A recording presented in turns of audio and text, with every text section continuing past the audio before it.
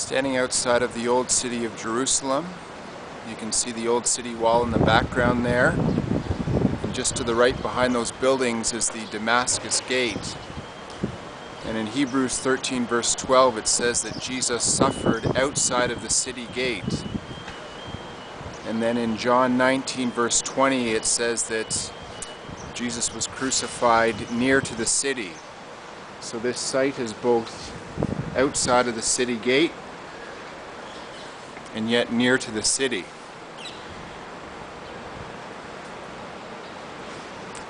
Matthew, Mark, Luke, and John all identify the place where Jesus was crucified as the place of the skull. And in John 19, verses 17 and 18, John says that Jesus was crucified at the place of the skull, which in Hebrew is Golgotha. John wrote that in the place where Jesus was crucified there was a garden and a tomb.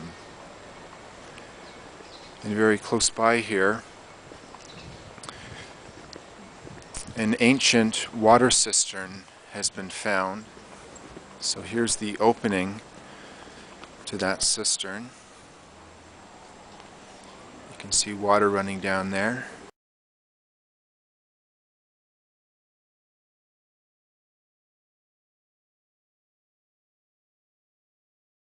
Also discovered at this site is an ancient wine press. So grapes harvested in this garden would be pressed here.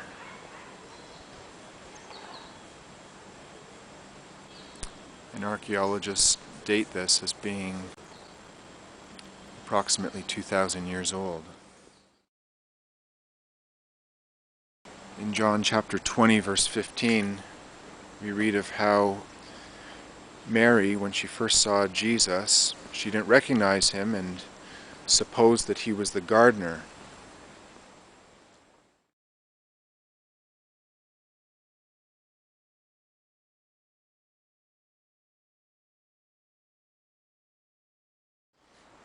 So this is a tomb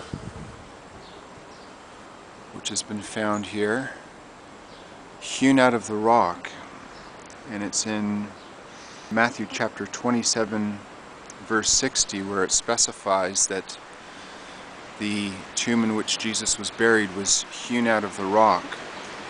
And the floor here as well as the tomb itself are all of one stone. Scripture says that this place belonged to Joseph of Arimathea, and Matthew specifies that he was a rich man, and that's in Matthew 27 verse 57. So obviously to have a tomb of this sort you'd have to be rich, considering the type of tomb and its location in this garden. And Scripture speaks of a stone that was rolled in front of the entranceway of the tomb. And you can clearly see here a channel or a trough which would have enabled the stone to be rolled back and forth. And it also speaks in the book of Matthew of how a seal was placed on the tomb. You can see the remains of what appears to be a seal.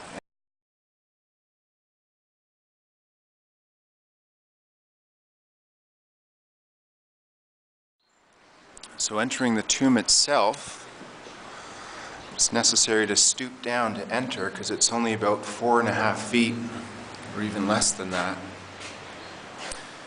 And in Luke 24, verse 12, it speaks of how Peter had to stoop down to enter the tomb. And then right now you're looking at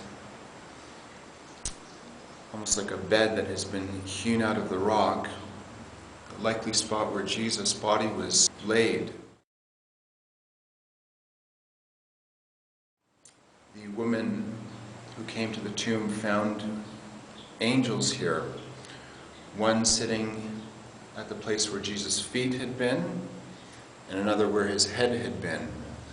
And there's almost a raised area there to the left almost acting as a pillow for the head. And there's more than enough room for a body to lie fully extended. Mark 16 verse 5 says that when they entered the tomb, they found someone in a white robe sitting on the right side of the tomb. And sure enough, the open space in this tomb is on the right side.